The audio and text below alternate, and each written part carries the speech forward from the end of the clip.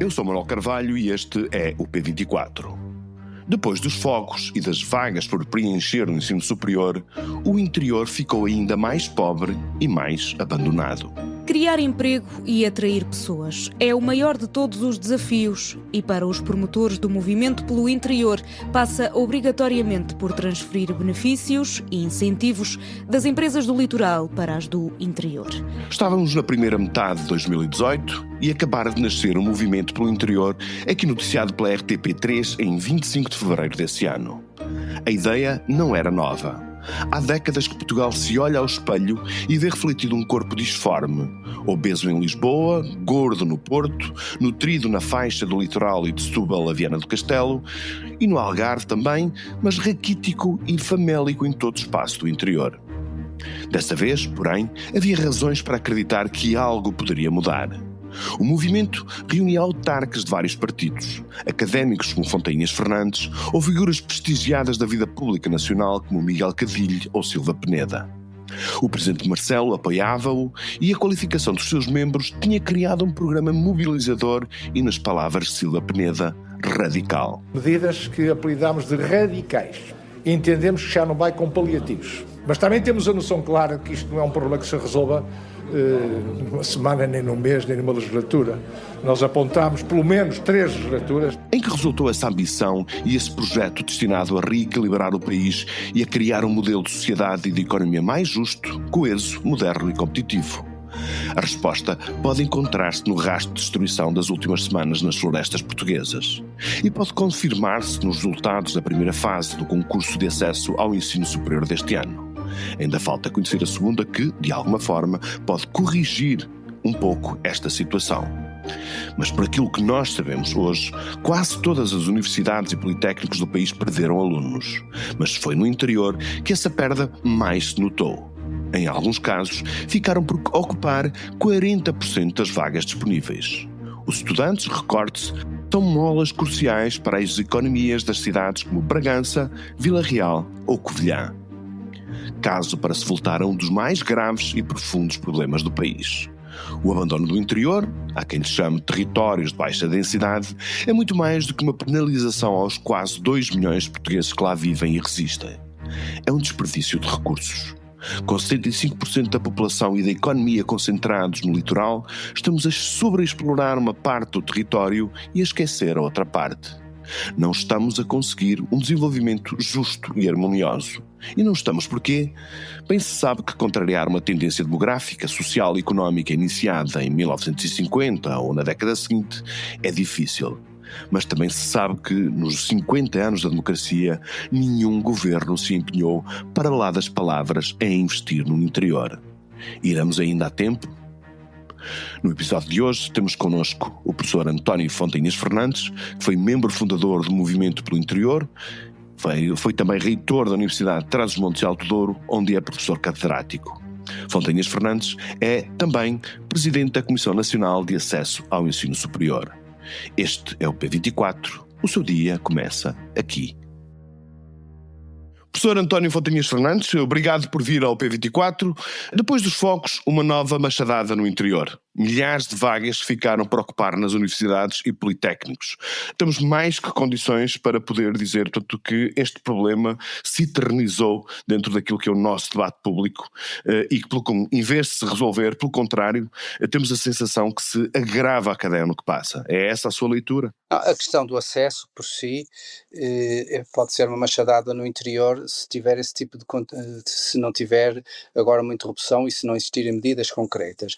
Este era um assunto que seria expectável, porque se nós compararmos com 2019, que foi o último ano em que não se aplicaram as medidas de excesso da pandemia, ou seja, os exames para a conclusão secundário, o número de colocados deste ano foi muito próximo desse ano, não é? Portanto, e por outro lado, há um melhor alinhamento entre a oferta e a procura. Basta ver que os alunos em primeira opção são cerca de 63% e mais 10% relativamente à data, e nas 3 primeiras opções são mais de 90%. Portanto, desde aí também as instituições, até impulsionadas pelo PRR, criaram mais cursos, mais vagas, nomeadamente nas áreas digitais. Portanto, o sistema cresceu, há mais vagas.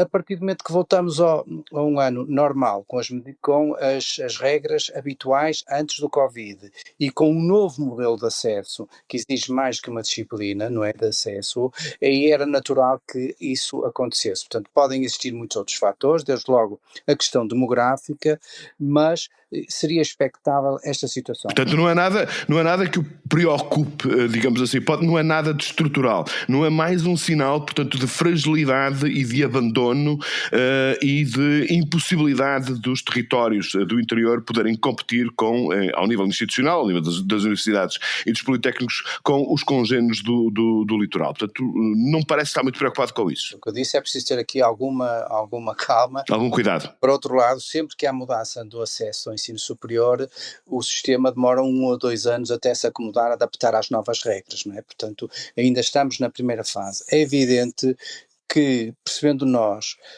que as questões do interior, que as instituições do interior, embora a rede seja consolidada, têm muita mais debilidades e dificuldades em estudantes, é lógico em Portugal, devia ser já analisar e ter melhor informação e criar aqui, eu não digo aqui fazer mais estudos, porque nós em Portugal julgo que já temos os estudos suficientes, é preciso reunir melhor informação, ou seja, vamos ver o que é colocado no segundo e terceira fase, não deve melhorar muito, portanto não será expectável resolver a situação, mas que não seja isto empurrar com a barriga e vamos escalando a população, não é essa a situação.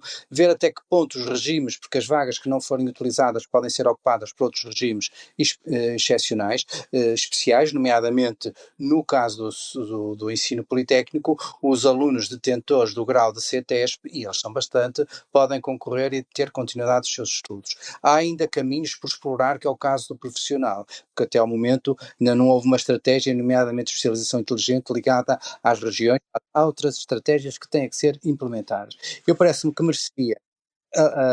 merecia um olhar, ver e de que forma é que se podem começar a pensar medidas a prazo. Também era preciso obter melhor informação para ver quais foram os alunos que concluíram o secundário com as novas regras, não é? Essa é também uma questão importante e que, com toda esta informação, e ver também o impacto do Mais Superior. O Mais Superior é um programa em que os alunos do litoral que querem estudar em instituições do interior têm apoios extraordinários. E aí sim, se efetivamente é um bom programa, como eu acho que é, embora não tenha aqui dados concretos, julgo que era importante desde logo ver novas medidas que pudessem inverter e atenuar. Tem que ser pensado. Portanto, é uma questão de discriminação positiva das instituições do interior. O professor já acompanha enfim, participa há muitos anos em vários movimentos, em várias iniciativas cívicas, ou até também ao nível institucional, para criar esse tipo de condições de discriminação positiva para o interior. E todos os primeiros ministros prometem mundos e fundos, mas nenhum fez nada de especial para contrariar o abandono que, enfim, se não se manifesta de uma forma assim tão evidente na questão do acesso, se manifesta de uma forma absolutamente pungente naquilo que nós vimos com os fogos, ou seja, os fogos são em primeiro lugar, portanto, um testemunho também do abandono a que todo aquele território, todo o território do interior foi abandonado. Como é que explica, portanto, esta incapacidade coletiva do país em encontrar respostas capazes de alterar, portanto, o esvaziamento e o abandono do interior? Não seria tão negativo porque começam-se medidas e depois interrompem-se, não é? Este é que é um dos problemas. Eu vou dar um exemplo. Quando o Movimento do Interior lançou um conjunto de medidas, ele tinha 3 pilares. Um era a atração de investimento para o interior, a segunda era consolidar a rede de instituições de ensino superior e de ciência, onde Portugal aqui, sem dúvida, deu um salto qualitativo, era algo que era na ciência há laboratórios associados, há laboratórios colaborativos em instituições do interior e que nós não podemos abandonar. E o terceiro pilar era a reorganização do Estado, era a questão da descentralização, da alocação de serviços. Mas na altura o movimento interior chamava tão claro que, a números muito claros, por exemplo, vamos à França e Paris e Lyon têm cerca de 20% das vagas, em Inglaterra, Londres e Edimburgo têm menos de 20%, na Alemanha, Berlim e Munique têm menos de 20%, só em Portugal é que Porto de Lisboa tem mais de 50%, e se formos olhar para o litoral terão-se 80 e tal por cento das vagas. Portanto, Portugal é que há um país que historicamente, por muitos outros motivos, está desequilibrado. Na altura, o ministro da Ciência fez algo muito drástico, que é cortar vagas nas instituições do litoral para ir para o interior. E verificou-se que isso não funcionava, que não funcionou, portanto, e foi interrompido, porque entretanto surgiu a Covid, e com a Covid surgiu o PRR, e com o PRR saíram medidas para aumentar vagas nas áreas digitais, e portanto todas as instituições cresceram, e aí quem perde sempre? Perde quem tem menos população ao lado, porque o aluno, um dos fatores de escolha do aluno é A proximidade. portanto, o interior perde sempre, porque não é só o esvaziamento, mas também o envelhecimento, e há aqui que criar aqui estímulos e políticas ativas e proativas, porque isto não é para dizer um chavão, nós só estamos a prejudicar o litoral hoje em dia, e começa a ser insuportável viver nos grandes aglomerados, e portanto o que é que isto vai implicar? Mais investimentos, basta ver que os últimos grandes investimentos infraestruturais de Portugal têm a ver com isto, não é? É um novo aeroporto, é mais uma ponte, é o TGV, é a requalificação das cidades, portanto, agora fala-se em refúgios climáticos nas cidades, é uma nova narrativa que vai surgir na linguagem política, portanto começam a surgir problemas e vai ter que existir isso, vai ter que existir esse, e acho que neste caso do superior, e para terminar, Manuel Carvalho, há aqui uma coisa que é importante, da minha experiência, em alguém que optou por viver numa região deprimida como o Douro, o que eu noto é que o ensino superior, seja em Bragança, seja em Castelo Branco, seja em Évora, ainda é uma âncora de esperança para as populações poderem atrair, estarem próximos do conhecimento, e não podemos esquecer foi o afastamento do conhecimento, acabou fenómenos populistas da Europa. O Brexit é um exemplo, os coletes amarelos é outro. Portanto, nós não podemos vedar o conhecimento a estas regiões e, portanto, aquilo que foi feito no campo da ciência, a criação de centros de ciência viva, de laboratórios colaborativos, de unidades de investigação, não pode ser concentrada em dois polos, Porto e Lisboa. Professor, quer isto dizer de alguma forma, portanto, que 6 anos depois o que sobrou desse movimento do qual fez parte foi muito pouco ou praticamente nada? Como eu digo, começaram a ser feitas algumas iniciativas, mas depois surge o Covid, depois do Covid agora temos o cenário de guerra, novos desafios, e portanto surge momentaneamente quando temos o problema, só que neste momento há uma coincidência, que mais uma crise anunciada dos fogos, o flagelo dos incêndios, era algo que era anunciado, porque depois de um ano com grandes pluviosidade, é evidente que o crescimento da vegetação é muito maior. E acredita, portanto, que este enorme debate público e político e esta comoção coletiva que os incêndios provocaram uma vez mais, acham que isto pode ser um fator que pode determinar ou favorecer o reinício dessa discussão sobre o interior? Enfim, não estaremos já todos um pouco cansados desse tema que se discute sazonalmente ou que se discute de 5 em 5 ou 10 em 10 anos para nada acontecer? Eu recuperava aqui ideias positivas e que se poderiam, dos últimos anos.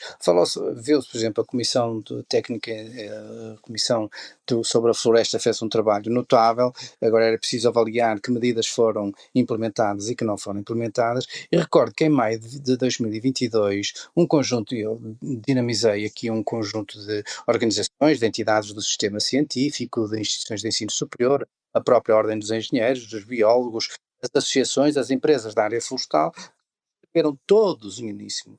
Portanto, estamos a falar de várias empresas de um lado e do outro e de organizações do território, como a Florestis, como a Valadi, portanto, tantos outros, que eles criam um compromisso com o governo, com o país, para todos criarmos neste espaço concretizar um quadro promotor de que nós chamávamos a floresta com futuro. E aqui que se previa o quê? A gestão ativa das áreas agroflorestais, a questão de envolver os proprietários e os gestores das áreas florestais em todo este processo, assegurar mais riqueza no uso da floresta e até alertávamos para a questão da remuneração dos serviços de ecossistemas, porque hoje em dia a floresta não é só a questão do problema que vai ter os incêndios para a neutralidade carbónica, é que vai ter problemas que na regulação hídrica, isto vai dar mais erosão, perda de solo, portanto isto vai ter outros flagelos associados se não forem tomadas medidas desde já, e não podemos estar à espera mais uma década para reforçar as áreas ardidas. Tem que existir aqui políticas de proximidade.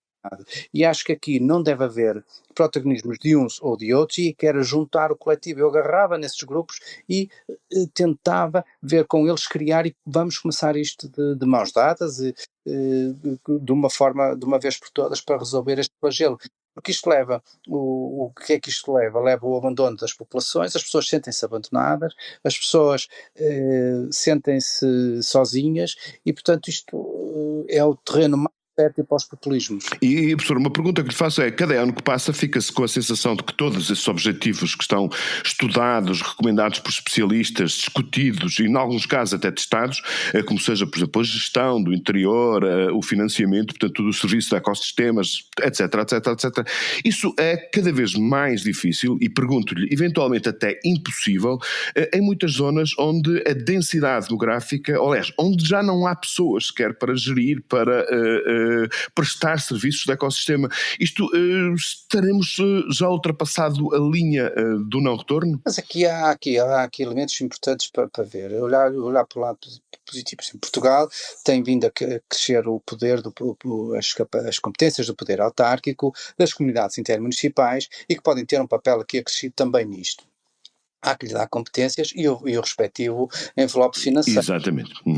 Vejamos só, quando comparados com a Norte Europa, isto já foi aqui publicado pela Fundação Francisco Manuel dos Santos, nós verificamos que os portugueses transferem mais verbas para infraestruturas e capacitam mais obra e menos serviços e menos, quer na área da educação, quer na área da saúde e quer nesta área. Portanto, aqui julgo que só se pode resolver o problema da floresta com políticas de proximidade. É evidente que não será alguém da proteção de Lisboa que vai saber qual é o melhor caminho em Sabrosa, como se viu este fim de semana, não é? Que vi das populações de Sabrosa, ouvia-se na zona de Arganil, e portanto são as pessoas da terra, aquelas organizações que tenham conhecimento do território e têm que ser envolvidas nesta decisão, e portanto há que implementar aqui políticas de maior proximidade e não tentar fazer aqui coisas muito disruptivas, é envolver as pessoas na solução e ver se transformamos isto num ativo, e por vezes, e é preciso investir. Eu dava um exemplo, não é para voltar ao tema do ensino superior. Nós há 2 ou 3 anos vivíamos com o drama de não existir, ninguém queria ir para professor. Eu fiz um estudo, coordenei um grupo de trabalho sobre o acesso ao ensino superior, na altura, nomeado pelo governo, um conjunto de pessoas, foi um trabalho pro bono que fizemos, e verificámos que um dos problemas maiores era a falta de professores, ninguém que escolhia professor. A partir do momento que se valoriza o professor, não é só questão remuneratória, começa a valorizar o papel do professor. Vejamos, Manuel Carvalho, que os cursos de ensino tanto enchem no litoral como no próprio interior, no interior onde se basearam muitos cursos, nomeadamente no agroflorestado, não é? Esses cursos não têm procura, nós verificamos que os jovens querem ser professores. Porquê? Porque houve um investimento, houve bolsas, houve proatividade por parte do governo, portanto, aquilo que o governo fez na área dos professores pode ser feito noutras áreas. Veja no caso da engenharia florestal, são 3 cursos, 60 vagas entre meia dúzia de pessoas. Muito bem. Professor António Fontanhas Fernandes, muito obrigado pelas suas reflexões e pelo seu conhecimento. Foi um prazer tê-lo aqui connosco no P24. Até uma próxima. El tema seguramente a Karina le debe llevar el 3 o el 4. Yo calculo que le debe llegar el 3 a Karina, porque seguramente le digan, es el 5, el 1% lo tenemos que repartir entre la operatoria, se va la operatoria, 1% para mí y vos, Karina, te llevaste el 3. Seguramente le deben hacer una cosa así, están pegando una acogida olímpica. Não se sabe quem captou este som, nem se sabe onde. Embora pelo barulho de fundo se possa supor que a conversa decorreu num restaurante. Sabe-se sim, pelo seu teor, que o ex-diretor da agência responsável pelos apoios às pessoas com deficiências na Argentina, Diego Spagnuolo, explica a alguém como iria ser repartido o dinheiro de um esquema de corrupção. Assim, a agência comprava medicamentos 8% mais caros e deste valor Diego ficava com 1% e Karina, percebe-se no áudio, com 3%. Seria apenas mais uma negociata corrupta bem ao estilo da América Latina se Karina não fosse Karina Milei, irmã do presidente e secretária-geral da presidência. Os órgãos judiciários argentinos investigam, os Milei negam e ainda é cedo para saber se a conversa aconteceu de facto. Mas a notícia está a causar forte tensão na Argentina e a arrastar Milei para o pântano da corrupção que ele sempre jurou combater. O P24 regressa amanhã. Tenham um bom dia. Para não perder os novos episódios, subscreva este podcast do Público na sua aplicação preferida. Para além deste programa, há mais para descobrir em público.pt/podcasts. O Público fica no ouvido.